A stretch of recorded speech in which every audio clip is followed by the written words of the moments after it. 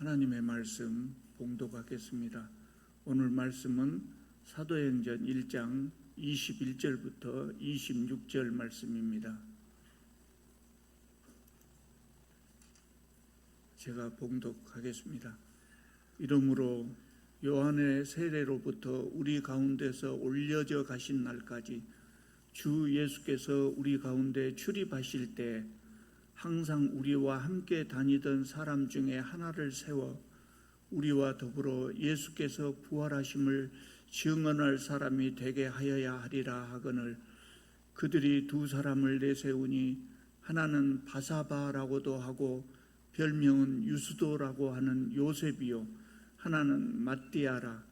그들이 기도하여 이르되 뭇 사람의 마음을 아시는 주여 이 두 사람 중에 누가 주님께 택하신 바 되어 봉사와 및 사도의 직무를 대신할 자인지 보이시옵소서. 유다는 이 직무를 버리고 제곳으로 갔나이다 하고 제비 뽑아 matti아를 얻으니 그가 11 사도의 수에 들어가니라.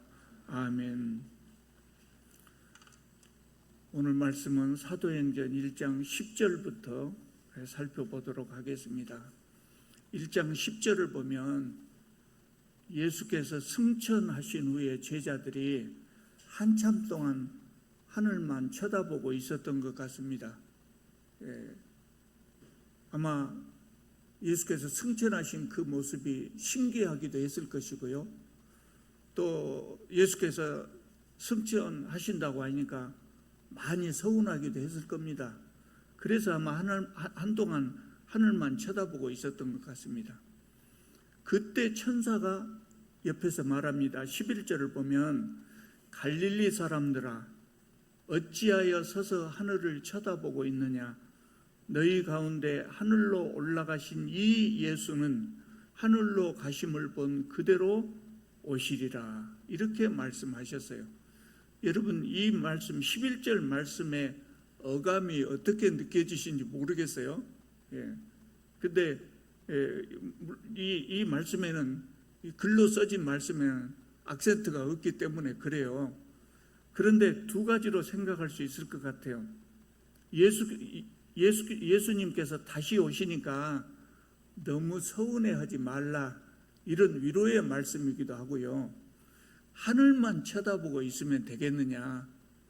예수님은 이제 가셨으니까 이제는 너희들이 일해야 되지 않겠느냐, 이런 권면의 말씀이기도 했습니다. 그래서 이 말씀에, 이 권면의 말씀에 따라서 이제 제자들이 움직이기 시작했어요. 오늘 말씀은 제자들이 이 말씀을 따라서 행했던 첫 번째 공식적 사무에 대한 말씀입니다. 12절을 보면 예수께서 승천하신 후에 제자들이 감람원이라 하는 산으로부터 예루살렘으로 돌아왔다 그랬습니다. 감람원이라고도 하고 감람산이라고도 하는데 이 감람산은 제가 몇 번 말씀드렸습니다마는 예루살렘 동쪽에 있는 산입니다. 예수께서 이 산에서 승천하셨거든요. 그래서 제자들은 예수님을 환송하고 이제 예루살렘으로 돌아온 것입니다. 13절을 보면 감람원에서 예루살렘으로 돌아온 후에 어디로 갔냐면 그들이 유하는 다락방으로 올라갔다고 그렇게 말씀하고 있습니다. 이 방은 예수님의 제자들이 이전부터 머물렀던 그런 곳입니다. 이 방을 지금 13절에서는 다락방이라 그렇게 표현하고 있는데요. 여러분 다락방이라고 하면 무슨 느낌이 드십니까? 어둡고 좁고 또 천장은 낮아서 이렇게 허리를 굽히고 돌아다녀야 되고 매우 옹색한 그런 방이 연상이 되지요. 그런데 이 방은 그런 방이 아닙니다. 이 방은요, 예수께서 제자들하고 마지막 만찬을 하셨던 그 방으로 추정이 됩니다. 이건 추정입니다. 그리고 또 이제 15절을 보면 여기에 모인 무리가 120명이나 되었더라 그랬어요. 그러니까 이 120명이 이 방에 다 들어가지 않았다고 할지라도 상당히 큰 방이었다고 그렇게 생각할 수 있어요. 그러니까 우리가 생각하는 것하고 달리 이 방은 우리가 생각하는 그런 좁고 옹색한 방이 아니고 방의 구조가 한옥의 다락처럼 되어 있기 때문에 성경을 번역할 때 다락으로 번역했을 뿐 그냥 2층의 넓은 방이다 이렇게 생각하면 될 것 같습니다. 항상 이 다락방이라고 하니까 좀 혼란이 있는 것 같아서 제가 말씀을 드리는 겁니다. 이 다락방을 사람들이 보통 누구의 다락방이라고 합니까? 마가의 다락방이라고 하는 바로 그 다락방입니다. 마가의 다락방이라고 하는 이유가 뭐냐면 12장에 보면 마가라 하는 요한, 이 사람의 이름이 둘이었어요. 마가라고도 하고 요한이라고도 하고, 마가라 하는 요한의 어머니 마리아의 집이라 이렇게 부릅니다. 12장에 보면 이 다락방을 마가라 하는 요한의 어머니 마리아의 집에 있었던 그 다락방이에요. 그러니까 누구의 집이라고 했습니까? 마가의 집이 아니고 그 어머니 마리아의 집이다 그랬어요. 그러니까 우리가 분명히 이것을 짚고 넘어가야 돼요. 우리가 보통 마가의 다락방 하지만 이 다락방의 소유자가 마가 요한이 아니고 누구요? 그 어머니 마리아의 집이었다, 그런 의미입니다. 우리는 양성평등이 많이 되었다고는 하지만 여전히 너무나 남성 중심의 사회에서 살아요. 여러분, 호주 제도가 폐지된 지가 언제인지 아십니까? 꽤 오래됐어요. 2005년에 호주 제도가 폐지되었어요. 근데 그때까지 한 집안의 가장이 죽으면은요, 젖을 떼지도 못한 아이가, 엄마가 있음에도 불구하고 젖을 떼지 못한 아이가 호주가 되었었어요. 얼마나 불합리합니까? 우리가 그런 남성 중심의 세상에서 살다 보니까 이 12장에서 분명히 마가 요한의 어머니 마리아의 집이라고 되어 있음에도 불구하고 이 방을 마가의 다락방이라고 이렇게 부르고 있는 겁니다. 그리고 이제 호주 제도가 폐지된 후에도 마가의 다락방이라고 불렀던 그 습관 때문에 지금도 마가의 다락방이라고 부르고 있는 것이죠. 누가는요, 좀 특별한 사람이었어요. 뭐가 특별한 사람이었냐면 여성을 남성과 대등하게 보려고 일부러 예를 쓴 사람이에요. 그러므로 우리가 누가의 생각을 존중한다면 초대교회 성도들이 모인 이 장소를 마가의 다락방이라고 할 것이 아니라 마리아의 다락방이라고 부르는 것이 맞습니다. 근데 우리가 마리아의 다락방 그러면 또 다른 사람들이 마가의 다락방인 줄 모르고 그 어디냐 그렇게 물어볼 수도 있어요. 그러니까 우리는 이 방이 분명히 마리아의 다락방이라고 하는 것을 알아야 됩니다. 마리아는요, 비록 여성이었지만 초대교회에서 그 존재감이 대단히 컸던 사람이에요. 별로 우리는 이 마리아에 대해서 별로 말을 안 하는데요, 초대교회의 존재감이 대단히 컸던 사람이에요. 방금 이야기한 것처럼 이 사람의 집에서 초대교회가 모였어요. 그때는 예배당을 짓지 않았을 때 아닙니까? 예배당 아직 짓지 않았단 말이에요. 어디서 모여요? 성도님 중에 조금 큰 집에서 모이겠죠. 그 집이 바로 마리아의 집이었다, 그 말입니다. 여러분, 우리 교회에서 갑자기 예배당이 사라져본다고 그런다고 합시다. 그래서 누구의 집에서 모일 수밖에 없다 그러면 맨 처음에 누구의 집을 생각하겠습니까? 서장로님이나 황장로님 집 모일 수 있을까? 이렇게 생각할 것 아닙니까? 마리아가 그 정도 위치에 있었다고 말입니다. 또 이 사람의 아들 마가, 아까 마가가 그 아들이라고 그랬죠. 마가는 어떤 사람이었냐면 마가복음을 쓴 그 마가입니다. 마가복음을 썼고, 우리가 이제 나중에 사도행전 저 뒤에 가면 보겠습니다만은 마가가 바나바와 함께 전도 여행을 떠나가지고 온 유럽을 돌아다닌 사람입니다. 또 이 마리아와 남매지간이었던 사람이 또 유명한 사람이 있어요. 바나바입니다. 바나바가 마리아와 남매지간이었는데 바나바는 초대교회의 아주 훌륭한 지도자였거든요. 우리가 바나바가 활동한 것만큼 바나바의 존재를 잘 기억을 못합니다. 근데 바나바 대단한 사람이었습니다. 얼마나 대단한 사람이었냐면 예루살렘 교회 다음으로 큰 교회가 어디였겠습니까? 안디옥 교회라는 교회였어요. 예루살렘 교회에서 안디옥 교회를 만들면서 안디옥 교회에 담임 목회자를 파송을 하는데 그 담임 목회자가 누구였냐면 바로 이 바나바였어요. 그리고 이제 바나바가 거기 간 다음에 목회를 잘해가지고 성도들의 숫자가 많이 늘어났어요. 그러니까 바나바 혼자 목회를 하기가 좀 힘들어서 바나바가 요새 말로 하자면 부목사를 청빙해가지고 오는데 그 부목사가 누구였는지 아십니까? 사도 바울이었어요. 사도 바울을 부목사로 데려갔어요. 그렇게 바나바가 중요한 역할을 한 사람입니다. 마리아, 바나바, 마가 이 집안 사람들이 초대교회에서 굉장히 중요한 일을 했던 사람입니다. 13절을 보면 이 다락방에 모인 사람들로 예수님의 11제자가 있었다고 합니다. 그 다음에 14절을 보면 또 누가 있다고 합니까? 11제자 다음으로 바로 나오는 사람들이 누굽니까? 여자들과 그랬어요. 여자들과 예수님의 마리아와 예수의 아우들 11사도의 이름 바로 다음에 언급된 사람들이 누구였냐? 여자들이 거론됐다는 거예요. 일부러 누가는 여기다가 여자들을 거론한 것 같아요. 그 의미가 있지요. 누가는 누가복음에서도 여자들을 특별히 거론을 합니다. 누가복음 8장에 보면 예수님이 전도 여행을 다니시는데요. 그 전도 여행에 12제자와 함께 여자들이 동참했고 이 여인들이 자기의 소유로 예수님과 제자들을 섬겼다 이렇게 기록하고 있어요. 그러니까 누가는 일부러 여성들의 존재를 부각을 시킨 겁니다.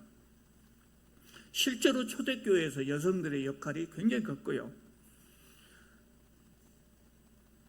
그런데 여기 사도행전 1장에서도 초대교회의 창립 멤버 가운데 여자들이 포함되어 있다고 하는 것을 분명히 밝히고 있는 겁니다. 또한 사도행전 9장에 이제 우리가 다음에 살펴보겠습니다만은 사도행전 9장에 가면 여제자라는 단어를 공식적으로 사용을 합니다. 여러분 지금부터 1000년 전에 여자들이 학교에 다녔겠습니까? 안 다녔겠습니까? 다닐 수가 없죠. 그러니까 여자 제자란 말이 있었겠습니까? 없었겠습니까? 그게 누가가 처음으로 이렇게 성경에서 사용을 했단 말이죠. 예수님 시대에 여자와 어린아이들이 사람 대접 받지 못했다고 제가 말씀드렸잖아요. 그런 시대에 누가는 여성들을 남성들과 동등하게 대했어요. 그러니까 누가는 굉장히 진보적인 사람이었던 것 같아요. 그래서 여기에 여자들이 있었다고 하는 것을 밝힌 것입니다. 누가복음을 읽어보면요, 누가는 여성뿐만 아니라 이 땅에 소외된 자들에 대한 관심이 참 많았어요. 그래서 저는 개인적으로 누가복음을 참 좋아합니다. 여자들 다음에 또 누가 있었다고 했습니까? 14절에 예수님의 아우들이 있었다 그랬어요. 여러분 예수님이 부활하시기 이전에 예수님의 아우들은 예수님을 믿었습니까? 안 믿었습니까? 안 믿었습니다. 안 믿은 정도가 아니라 적대적이었습니다. 우리 형님은 뭔 짓을 하고 다니까 모르겠다 이런 식으로 아주 적대적이었어요. 그런데 지금 그 예수님의 동생들이 이 교회에 참여, 예루살렘까지 와가지고 이 교회에 참여하고 있는 것입니다. 이 동생들의 태도가 어떻게 갑자기 변했을까요? 예수님의 공생의 기간 동안 예수님의 동생들은 예수님의 메시아라고 하는 것을 믿지 않았어요. 그러나 부활 후에, 예수께서 부활하신 후에 예수님을 만나고 그들이 예수님이 메시아라고 하는 것을 확신했던 것 같습니다. 고린도전서 15장에 보면은요, 예수님이 부활하신 후에 야고보에게 보이셨다 하는 말씀이 나와요. 야고보에게 보이셨다. 이 야고보가 누구냐면 예수님의 동생 야고보예요. 예수님의 동생 야고보. 그러면 예수님이 예수님의 동생 야고보에게만 보이셨겠습니까? 다른 동생들도 찾아가 보셨겠습니까? 당연히 찾아가 보셨겠죠. 아니, 찾아가셨는가 안 가셨는가는 몰라요. 성경 안 나오니까. 그런데 찾아가 보시지 않았겠습니까? 왜냐하면 예수님은 다른 사람들에게도 복음을 전하는데 동생들한테 복음을 안 전했을 리가 없지요. 동생들이 공생의 기간에 예수님에게 적대적일 때 예수님 마음이 아프셨을 거예요. 예수님은 계획이 있으셨겠지요. 그래서 부활하신 후에 야고보를 찾아가고 다른 동생들도 찾아가서 당신 자신이 누구인가를 알려주시고 복음이 무엇인가도 알려주시고 아마 그랬을 것으로 생각이 됩니다.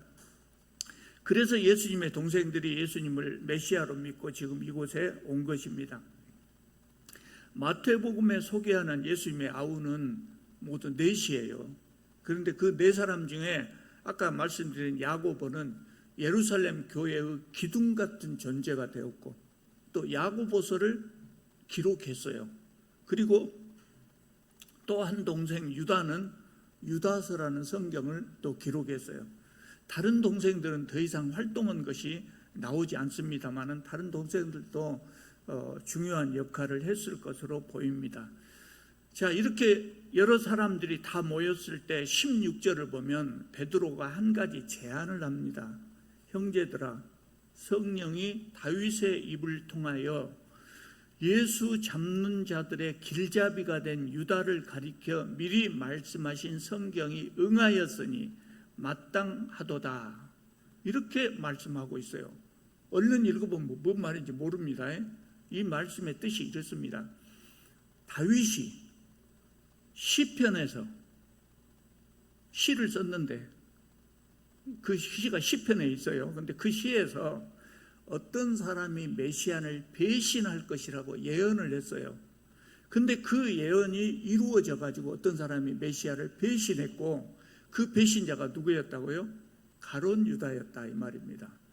그리고 계속해서 20절 하반절을 보면 다윗의 이야기가 지금 계속 이어집니다. 그의 직분을 타인에게 취하게 하소서 하였도다. 다윗이 그렇게 말했다는 이야기입니다.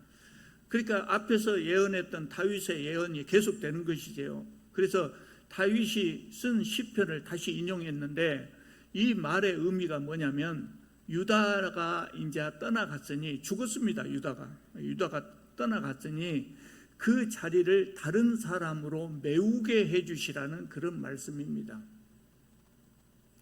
12제자가 있었는데 유다가 죽어버리고 11제자만 남았으니 한 사람을 채워서 12제자를 만들어야 되지 않겠느냐, 유다의 빈자리를 채워야 되지 않겠느냐, 그것이 베드로의 제안이었어요.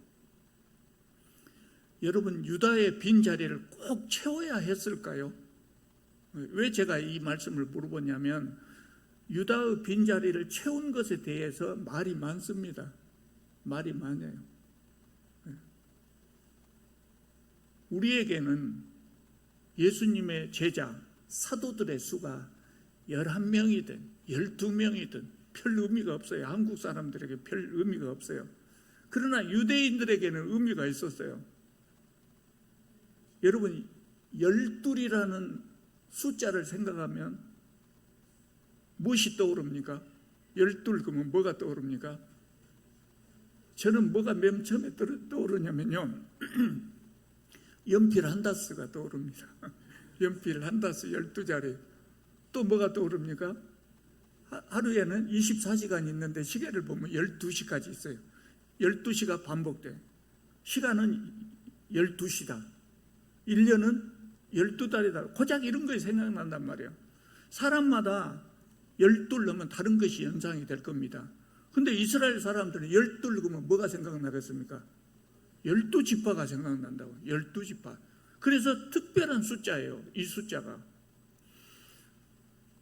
그래서 그들은 가룟 유다의 빈자리를 채워서 기어이 12제자를 완성해야 된다고 생각해요. 12제자가 안 채워지면 뭔가 부족한 것 같이 그렇게 느껴지는 겁니다. 예수님을 믿는 유대인 중에서 예수님을 믿는 유대인들은 12제자가 12지파의 12족장을 대신한다고 생각을 해요. 그러니까 꼭 채워져야 한다고 생각한 겁니다. 이스라엘 12지파가 있는데 제자가 11명밖에 없으면 한 지파는 대표가 없어져 버린 것이죠. 또 예수님은 마태복음 19장에 보면 그런 말씀을 이미 하셨어요. 뭐라고 말씀하셨냐면 세상이 새롭게 되어 인자가 자기 영광의 보좌에 앉을 때, 마지막 날 예수님이 다 영광스럽게 하늘 보좌에 딱 앉으실 때 나를 따르는 너희 12제자들을 말합니다. 나를 따르는 너희도 12보좌에 앉아 이스라엘 12지파를 심판하리라 그랬어요. 그러니까 하늘에 12보좌가 마련이 되어 있고 사도들 12사도가 거기 앉아서 12지파들을 심판을 해야 되는데 가룟 유다가 죽어버리고 사도가 11명밖에 안 남았단 말이죠. 그래서 기어이 유다의 빈자리를 채워야 한다고 이렇게 생각한 것입니다. 그런데 아무나 선출할 수가 없지 않습니까? 그래서 최소한의 자격이 있어야 될 것 아닙니까? 그래서 최소한의 자격을 베드로가 계속해서 설명을 하는데요. 21절, 22절에 나와 있습니다. 보겠습니다. 예수께서 세례 요한에게 세례를 받을 때부터 승천하실 때까지 내내 예수님과 함께 그리고 제자들과 함께 동행했던 자들, 다시 말해서 예수님의 사역을 처음부터 끝까지 직접 보고 들은 자들, 이 사람들 중에서 제자를 한 사람을 뽑자 그 말입니다. 여러분, 예수님의 제자가 다 해서 몇 명이었어요? 12명으로 생각하죠. 우리는 예수님의 제자 12로 생각하죠. 근데 예수님의 제자는 12명이 아니라 훨씬 많았어요. 훨씬 많았어요. 그 중에 많은 제자는 12제자를, 가까운 제자를 특별히 다시 선발을 한 겁니다. 그러니까 예수님의 제자 중에서는 12제자에 버금가는 제자들이 많이 있었다고요. 이름은 없지만. 누가복음 10장에서 예수님이 제자들을 전도하라고 파송을 시켜요. 그럴 때 파송한 사람들이 몇 명인 줄 아십니까? 70명이나 됐어요. 70명. 그런 제자들이 있었단 말이죠. 그래서 그런 사람들 중에 가룟 유다를 대신할 제자를 선출하자, 이것이 베드로의 의견이었습니다. 그래서 다른 사람들이 그것을 다 좋게 여기고 두 사람의 후보를 추천을 했습니다. 그것이 오늘 본문에 나오는 요셉과 마띠아라는 사람이에요. 이 요셉과 마띠아는 12사도가 될 조건을 충족했다고 보는 것이죠. 그리고 이제 이 두 사람을 앞에 놓고 기도를 합니다. 23절, 중요한 기도니까 한번 제가 읽을 때 눈으로 한번 여러분도 같이 읽어보시기 바랍니다. 23절입니다. 뭇사람의 마음을 아시는 주여, 이 두 사람 중에 누가 주님께 택하신 바 되어 봉사와 및 사도의 직무를 대신할 자인지를 보이시옵소서 그랬어요. 보이시옵소서라고 하는 말은 뭔 말이에요? 저희들이 지금부터 선출하겠습니다, 그 말이 아니죠. 하나님께서 이 두 사람 중에 누군가를 지적해서 임명해 주시라는 거예요. 보여주시옵소서. 하나님의 뜻에 합당하신 그 사람이 누굽니까? 보여주시옵소서, 그 말이에요. 원어의 의미, 헬라어 원어로 써놓으면 이게 더 확실하거든요. 하나님께서 지적해서 우리에게 임명해 주십시오, 그런 뜻이에요. 그러니까 하나님께서 선택해 주시기를 간구한 겁니다. 우리가 선택하겠습니다가 아니라 하나님의 마음에 합당한 사람을 하나님이 선택해 주시옵소서, 이런 기도를 한 겁니다. 그래서 기도를 하고 어떻게 선택했다고 합니까? 무기명 투표를 하면 우리가 뽑은 것이 되죠. 그래서 어떻게 했습니까? 제비를 뽑았다. 그렇게 해서 뽑힌 사람이 마띠아였다 그래요. 아까 제가 말씀드린 대로 어떤 사람들은요, 마띠아를 선출한 것은 잘못이다 이렇게 비판하는 사람들이 있어요. 의미가 있습니다. 뭐라고 비판하냐면요, 마띠아가 선출되긴 했지만 이 성경을 읽어봐라. 마띠아가 뭔 일을 했다냐? 아무 일도 안 했지 않냐? 마띠아가 이런 것이 어디가 나오냐? 아무것도 안 해. 있으나 마나한 존재가 되고 말았다. 그러니 굳이 선택할 필요가 있었겠냐? 그런 말이고요. 두 번째는 뭐냐면, 초대교회가 이 문제를 조급하게 처리하지 않고 조금만 더 기다렸다면 예수님이 직접 한 사람을 선택했지 않냐? 승천하신 예수님이 승천하신 다음에 한 사람을 제자로 불렀어요. 누굽니까? 사도 바울. 사도 바울을 불렀지 않냐? 그럼 바울이 그 빈자리를 채웠으면 되지 않겠냐? 그렇게 비판을 하는 사람들이 있어요. 그런데 의미가 있습니다만은 마띠아를 선출한 것이 잘못된 것이라고 할 수는 없어요. 왜 그러냐면 성경에 마띠아가 무슨 활동을 했는가 소개되어 있지 않지만 다른 제자들은 다 소개되어 있습니까? 안 되어 있습니까? 다른 제자들도 뭔 일을 했는가 소개 안 된 사람들이 훨씬 많습니다. 제자들이, 예수님의 제자들, 즉 사도들이 예수님이 승천하신 다음에 세상에 돌아다니면서 전도 활동을, 복음을 전하면서 선교 활동을 했죠. 그것을 기록한 성경이 무엇입니까? 사도행전입니다. 그거 말고는 없습니다. 근데 사도행전 속에 주로 소개된 사도가 누구냐면 베드로와 바울밖에 없습니다. 다른 사도들은 거의 활동상을 소개하지 않았습니다. 그렇다고 해서 그 사도들이 아무 일도 안 한 것 아닙니다. 대부분의 사도들이 선교 활동하다가 순교당했습니다. 순교당했습니다. 그러니까 사도행전에서 누가가 사도행전을 기록할 때 자기가 우리같이 후대 사람들에게 전달하고 싶은 것을 선택해서 전달했을 뿐이지 사도들이 성경에 기록되지 않았으니까 아무 일도 안 했다. 그것은 아닙니다. 실제로 토마는 어디까지 갔어요? 인도까지 가서 복음을 전하다가 거기서 순교했어요. 근데 성경에 안 나오잖아요. 마찬가지로 마띠아도 많은 활동을 했답니다. 교회 전설이 있어요. 교회의 전설 믿을만 합니다. 왜냐하면 성경이 기록되지 않았지만 그 시대의 사도들로부터 교회의 지도자들에게 쭉 이어진 이런 말씀이기 때문에 믿을만 하는데요. 마띠아는 유다 전 지역을 돌아다니고 그리고 마케도니아까지 가서 복음을 전하고 수많은 이적도 행하고 그러다가 결국은 순교했다고 전해지고 있습니다. 또 어떤 사람들은 제비 뽑기를 한 것이 잘못됐다. 그렇게 생각하는 사람들 있어요. 제비 뽑기를 하면 복불복이라는 것이죠. 그것이 그렇게 뽑으면 되겠느냐. 그렇게 말하는 사람들도 있어요. 그런데 여러분 구약 성경을 보면은요. 제사장들이 제사장 복장 앞에 주머니 같은 것이 있어가지고 여기에 우림과 둠밈이라고 하는 것을 넣어갖고 다녔어요. 지금은 하나도 남지 않아서 어떻게 생겼는가 모릅니다. 근데 그 우림과 둠밈이 뭐냐면 하나님의 뜻을 여쭈어 볼 때 사용했던 도구예요. 주사위와 비슷하지 않았을까 그렇게 생각을 합니다. 그래서 하나님의 뜻을 물을 때도 제비뽑기와 비슷한 방법을 사용을 했어요. 그러니까 제비뽑기를 한 것이 잘못된 것 아닙니다. 더군다나 많은 사람들을 놓고 거기 모인 120명을 놓고 그냥 제비뽑기를 했다면 논란의 여지가 있을 수 있어요. 그런데 어떻게 했어요? 후보자를 선택했잖아요. 누구를 뽑아도 상관없을 정도로 두 사람을 딱 추천해놓고 두 사람이 다 누가 되든지 다 잘할 만한 사람을 추천해놓고 이 중에서 제비뽑기를 했단 말이죠. 그래서 자격이 없는 사람이 뽑힌 것도 아닙니다. 그래서 이 선출 과정이 잘못됐다고 볼 수도 없어요. 또 어떤 사람들은 이런 이야기도 해요. 성령이 임하시기까지 기다리라고 예수님이 말씀하시지 않았느냐. 그런데 그러면 기다려야지 인위적으로 뭔가를 하려고 하면 안 된다. 이렇게 생각하는 사람들도 있어요.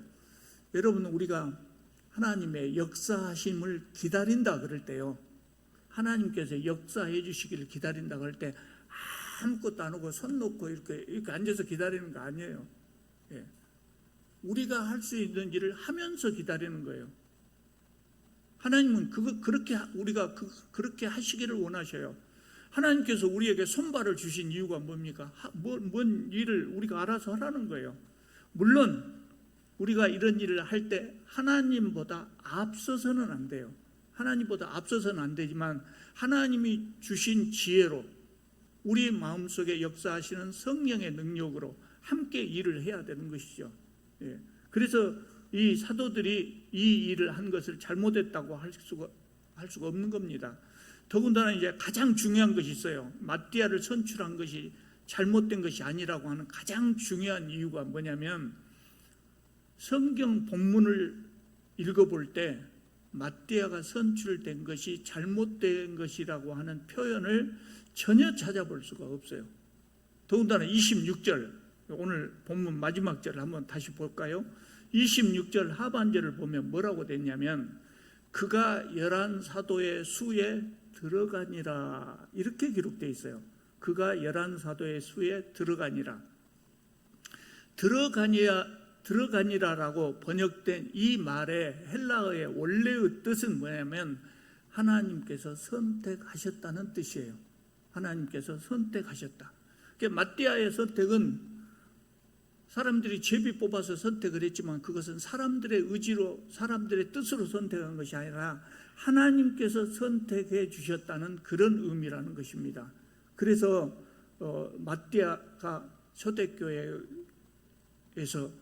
가룟 유다 대신 마지막 12사도로 들어간 것은 잘못 선출된 것이 아니라고 이렇게 말씀드릴 수가 있겠습니다. 초대교회 성도들이 마띠아를 선출하는 과정을 보면 성도들이 참으로 지혜로운 사람들이었고 또 하나님의 선택을 참 존중하는 그런 분들이었다. 이것을 오늘 본문을 통해서 알 수 있습니다. 그러면 우리가 하나님의 일을 할 때 어떻게 해야 되겠습니까? 우리도 그렇게 일을 해야죠. 그래서 하나님의 일을 할 때는 하나님의 뜻을 존중하고 하나님의 뜻이 어디에 있는가를 잘 살펴서 우리도 그렇게 모든 일을 결정할 수 있기를 바랍니다. 기도드리겠습니다.